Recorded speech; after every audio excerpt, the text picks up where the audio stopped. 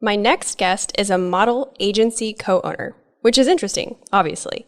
The woman behind the agency is just as interesting. The daughter of a retired NCIS agent, a 3-time All-American swimmer, an experienced crisis handler, as her husband Mark is now in 6 years in remission from stage 4 colon cancer. She has many accomplishments, but considers the greatest to have raised 2 successful and independent kids. Today, she is sharing as agency director and co-owner of IZON Models Talent to bust some modeling myths, give advice to new and prospective talent, and discuss the unique treasure trove of talent that is the Florida Gulf Coast. Former triathlete, 9th grade president of Future Homemakers of America, A-plus whistler, Rebecca Hamilton Taylor. Ta-da! You weren't supposed to tell some people those things. The world needs to know. That's kind of amazing and hilarious because like you're this super ambitious, like, you know, feminist woman, you know, pro girl, and then you're like future homemakers of America. Not that those things are not. It's just, it's an interesting contrast. That's all I'm saying. And it's the truth, which makes it even better. It's just one of those things growing up in the military and the different places you end up living. It's almost like you were like achieving in every way possible. So you're like, okay, I'm going to conquer that club too. Yeah, it happened by accident. Well, it certainly makes for a great mix of accolades. So that's my what's one thing people don't know about you. Yeah, or what's one thing about yourself that's true but sounds fake. Right, that exactly. would be it. Yeah, I don't have anything like that. So back to modeling. Yeah. So I signed with IZON in 2011, and at that time I had like no idea what an talent agency did. My only background in quote unquote modeling was like my senior photos, which if you saw them, you definitely wouldn't count that, and America's Next Top Model. Mm-hmm. So so let's start there. Not America's Next Top Model, but define the role of a talent agency. What does it do, especially a full service one like yours? Well, they have different roles in the different markets that you're in. We're in a smaller market, a very commercial market. We like to joke that there's no fashion in Pensacola. So, not to offend anybody, but we do very little fashion as you might think of New York. So for us, our role is finding talent, scouting talent. And when we say talent, we represent actors and models, mostly models. Most of our actors double as models, and models have become actors, like somebody who's across the table from me right now, who's dabbling a little bit in acting these days. I am. So we scout, and then our job is to find work for the models that we represent, and that can be anything from print work to TV work to film work. And that's just that's what we do. Trying to find work for them. And when people come to town to film here, they would connect with you in order to put all the pieces together as far as local talent, local behind the scenes crew members, that sort of thing. Yeah, we don't necessarily represent crew members, but we're a resource. And so whenever we have anybody come to town, we'll always immediately say, now, do you need crew help? Can we help you with equipment or crew? So we have wardrobe stylists, makeup artists, lighting guys, sound guys, all those guys that we can, connect. And by the way, I'm from the North, so not to offend anybody, but when I say guys, it means everybody. Right. I grew up in the Midwest, so, but my family is from North Florida, so I tend to vacillate between y'all and you guys and Black Eyed Peas and let's go detassel corn. Right. Stuff like that, you know. I have the best, I like to say I'm bi-regional. But yeah, anyway. So to answer your question, we'll get contacted. Either they find us on a Google search or they heard about us or, that kind of thing. And they'll say, we've got a production coming to town and can you help us with this? This is what we need, X, Y, and Z. So I noticed sometimes when I'm on set that I'll be maybe the only, paid quote, I feel so weird saying talent. It sounds so like, oh, I'm so talented. But I'm the only paid model on set. And I noticed that sometimes like agencies or companies, they'll have a hard time justifying why they need to hire paid talent versus their cousin who's available the day that they're shooting. Correct. So maybe that's like myth number one. Can we bust that? Why do you even need paid talent? What's the big deal? Well, it's like anything else. Professionalism has a price. So we've had many productions that have called us at the last minute and said, hey, our talent backed out, meaning their talent was a family member that decided, no, I have something better to do that day, and don't realize the importance of what they committed to. Yeah. And so, we got to try to help them out find talent. But it's the professionalism that, number one, showing up for the job, and two, knowing what to do when you're on set and how to be prepared and how to behave and how to get that shot that is ultra important to the production. And a production just can't halt.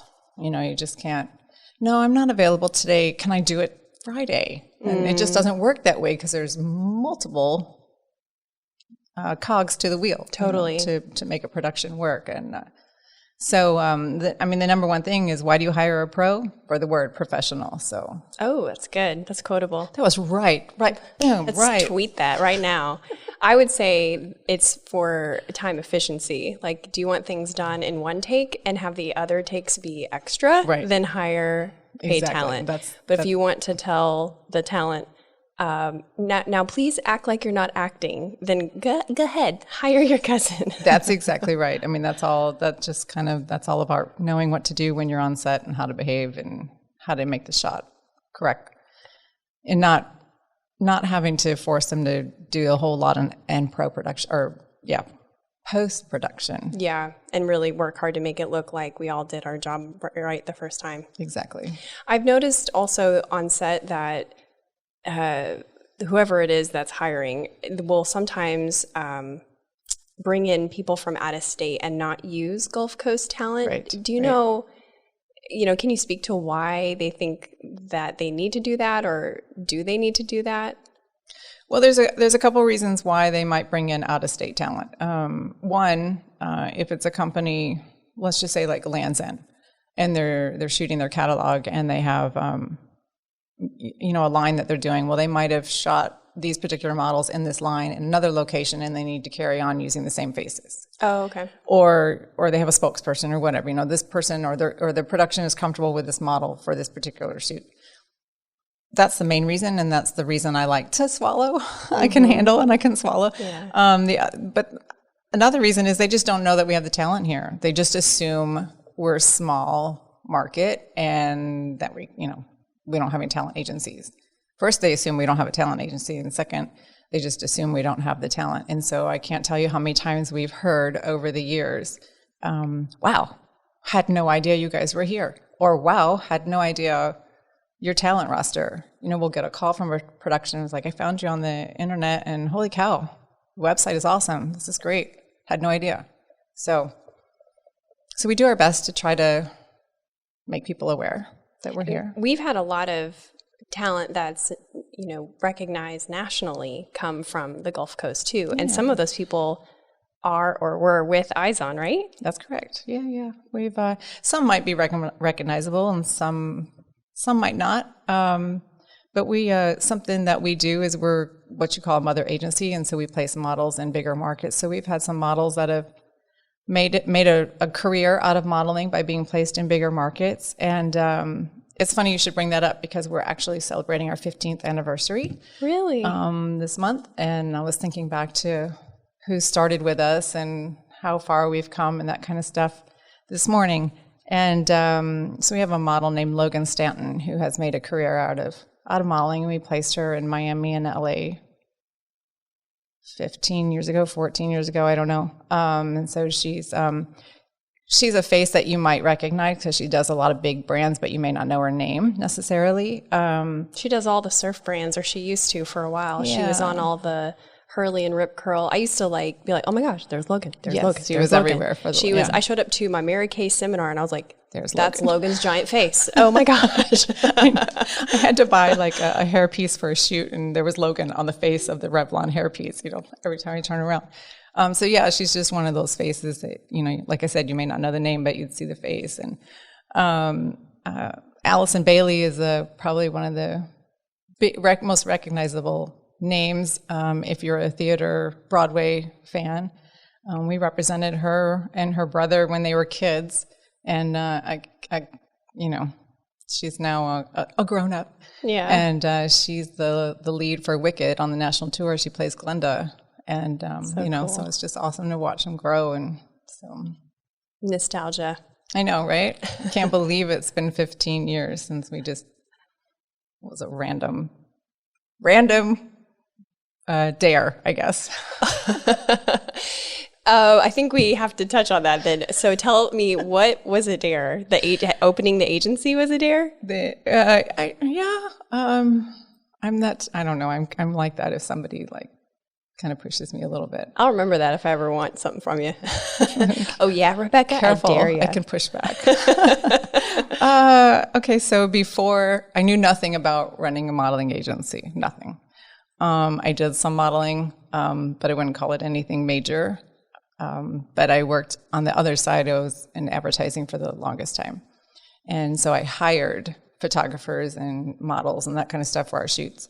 And a dear friend and photographer, Howard Robinson, was one of the photographers I used a lot. And we were on set one day shooting, and he just said to me, "We need a new agency in this town, and you can do it." And I was like, "What? I don't know anything." And he goes, "Yep, you have the business sense. You can do it." I said, "I know nothing about running a modeling agency."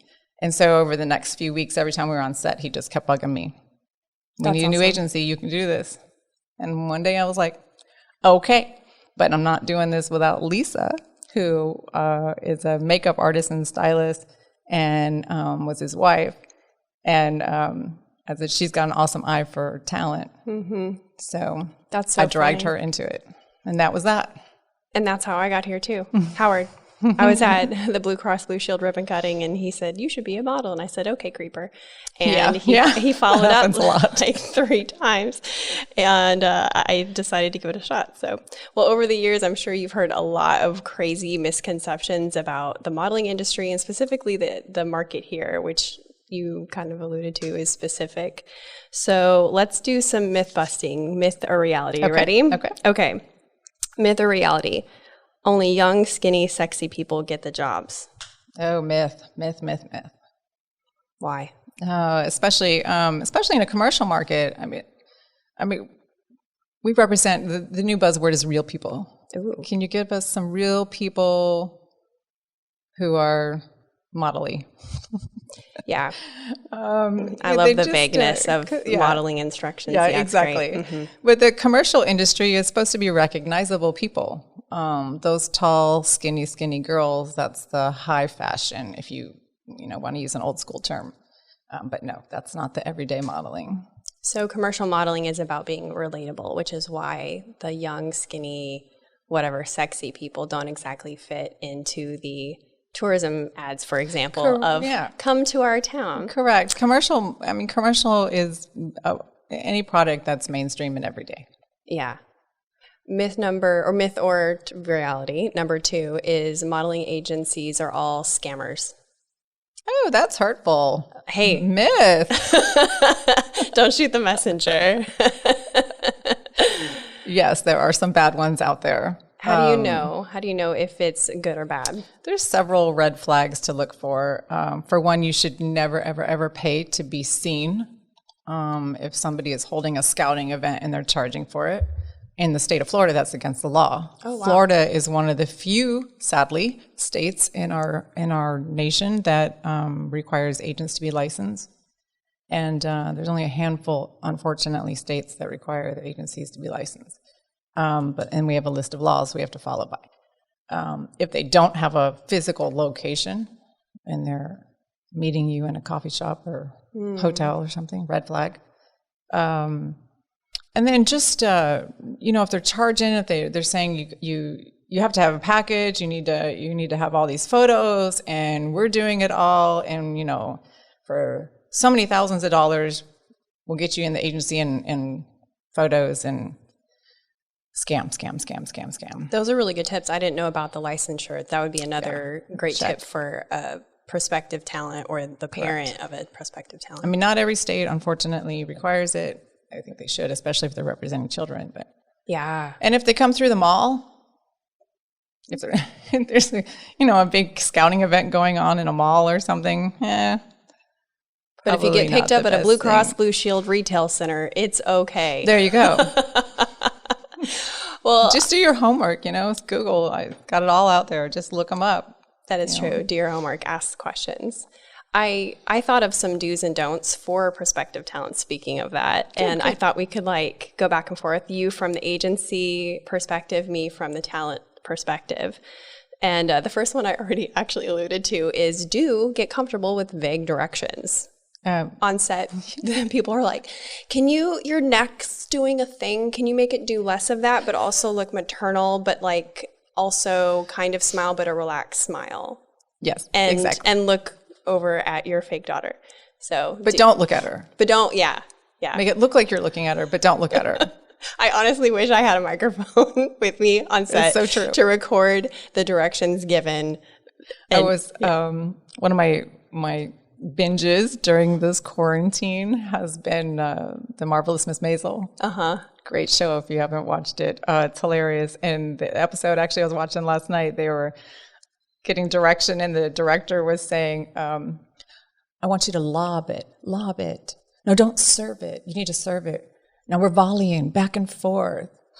Yeah. What the heck are you talking about? That's basically it. And it's funny for me to watch people that, most models have other jobs. So I'll see some more, I'll call them type A people that are on set that maybe in their real life, they have a very literal job. They're an attorney, they're a CPA, and they're like, I'm here, but wait, we haven't done anything yet. And I got this. What does that mean? What does the director mean by stand here and look lovingly at you? Do I put your arm around you? What does that mean? I'm like, dude, you got to just go with the flow, man. Just go with it. Okay, here's a don't. Don't expect to like your hair, makeup, or clothes on set. It's not about you. You're kind of a prop, so just go with the flow of what you're directed to do, even if it makes no sense to you. That's correct. And you said the right thing. You are the prop. You are a prop.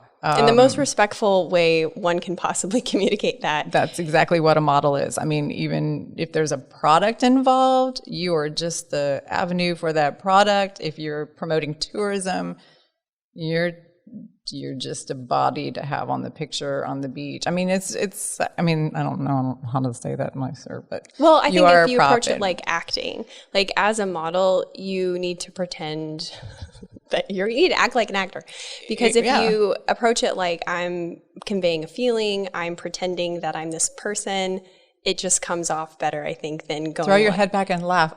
Yeah, exactly. But yes, and so the clothes that you're going to be wearing and the hair and the makeup may not be your style, but it's like you said, it's not about you. Mm-hmm. And the worst thing a model can do is, and I've seen it happen many times, is they get out of the makeup chair, out of hair and makeup, and they walk into the bathroom and they change it. And then they come out on set and the makeup artist is mad, the director is mad because the makeup artist gets their direction from the director, how they want the model to look, and the ponytail is now down and they've put curlers in their hair and commercial makeup is natural. 99.9% of what we do, the makeup is going to be very natural, meaning you can't really tell that they have makeup on. And then, girls who like to wear makeup will go into the bathroom and make it heavier. And it's not about you. Not about you. That's a good tip. Let's see. Don't ask to see the pictures. Also, you may never see the pictures or commercial or a video or anything. That is absolutely correct. Yeah. We have a lot of new models will email or call us after doing a job. And I know that they're excited and I feel terrible about it sometimes, but the majority of the time we don't see their work and they'll call and say, hey, do you know when this commercial is going to run? Or have you seen our ad yet? Or nope. And if it wasn't for people like you, Meredith, who are diligent in searching on the internet and happen to run across an ad that they did and send it to us, we never see it because we just don't have the time to go searching. And a lot of times they'll never run in our market. So we may never see it. The only reason I knew that me and Omar were on the L train in Chicago was I searched a hashtag of Pensacola and some guy in Chicago riding the L train took a picture of it and posted it on his Instagram. Oh, how funny. And that's the only reason I even knew that we were on a wrap on a train in Chicago. So it's a little bit disappointing when you start this, because that's like the end product. Sure. And so you have to really just love the process and be pretty unattached to the end product, because you may never see it, which is a bummer, but it's just I was flipping through a Southern Living magazine the other day and ran across an ad with our people in it, and I was like, hey, yeah. Yeah. How exciting. I've got some listener questions too. Awesome. So they're very curious. Sandra Goodwin says, what's the first thing that attracts you to hiring a model from their headshots? Is it a smile, hairstyle? Is it a look? What is it? Okay, strictly off their headshots, we look for camera connection. And then just, there's facial features involved and that kind of stuff. But mainly for us, it's going to be a genuine look in the face. And if they've got a genuine smile, because everything that we do is smiley. And, the sexy photos or whatever, they just don't work here in our commercial market. So we're looking for great smiles, great, genuine. And with kids, not the cheesy hold your smile, for kids, we're just looking at, can they just look like they're having fun and a good time? And so that's what we're looking for initially in the headshots. And then once we bring you in and meet with you in person, we're looking for personality. Because if we have to send you out on set and represent us and be with the client, we need to know that you're going to get along and that you're personable. Well, and there's so many times that I've been on a shoot where I'm sure they're not making it up as they go, but it does appear in parts that they're like, oh, yeah, that thing you just did, that was good. Can you do that again? Right. Yep. Okay, do that. And if you're just dead in the water, then you're not really contributing to the end product, But if you're just being yourself, I'm not saying don't art direct on set. Don't be like, hey guys, I think we should move this. Right, exactly. That's not good. And we don't always get feedback from our clients, but we always get the negative feedback. Oh, yeah. We don't always get, oh, that person was awesome, love them, We do occasionally, but we will always get negative feedback. And if we find out, no, this person was terrible, please don't ever send me this person again. That's no good. No. So don't do that. Be charismatic, but not bossy. Amy Lafitte said, since weight has continued to rise, has the model standards changed? Was 34, 24, 34 picked for a specific reason? And so what are the 34, modeling? 24, 34. Yeah. So those measurements, 34, 24, 34 would be for a 5'9", 5'10" girl. In New York, Miami, LA, as a rule of thumb. Taller you get, the wider your hips can be, like 5'10" can go 35, 36, the taller you get. Which is why I love commercial modeling, by the way. So that's still the standard in the bigger markets, the ideal, that's what they're looking for the fashion side of things. Or if you're going to be a bikini or lingerie model in Miami, generally, but to answer her question, yes, things have changed as things are it's now the curvy girl. So back when we first started and back in the day, that 34, 24, 34 girl was ideal. Guys have measurements as well. And then it was plus and super plus is what the bigger girls were referred to. But those were size 16 or higher, maybe 14 or higher in clothing for women. That size 6, size 8, size 10 girl, size 12 girl, they were just lost. There was nothing for them. Now they are considered the curvy girl. Curves are awesome. We're learning to embrace what the real woman looks like. And so those girls have become the hot commodity right now. But I will stress, because, we get more and more submissions from curvy girls. But I will stress that curvy girls, if you look at the Ashley Grahams of the world, yes, they're bigger girls, but they're in shape. And if you look at them, they work out, and their midsections are in shape. And so I will stress that even though you are a bigger girl and you're interested in being a curvy model, you still have to be in shape. You still have to take care of yourself.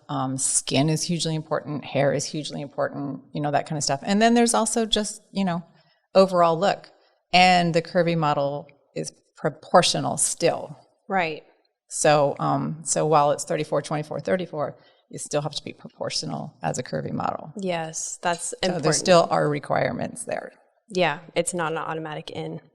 This is our last question is from Rachel Mock, and she says, what physical attributes in models do agencies look for? She says, when I think of models, I think of Instagram influencers, Kylie and Kendall Jenner, aka body, contouring, lip injections, etc. Is that what agencies look for now? Only if they're looking for an influencer. And influencers have changed the face of modeling. They changed the whole industry.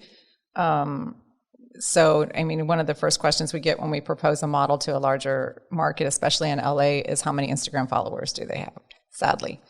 And that's just changed. That's just the way it is. What most people are looking for is just overall genuine, natural beauty. So when you come to see an agency or if you go to a bigger market, they want to see you with no makeup on.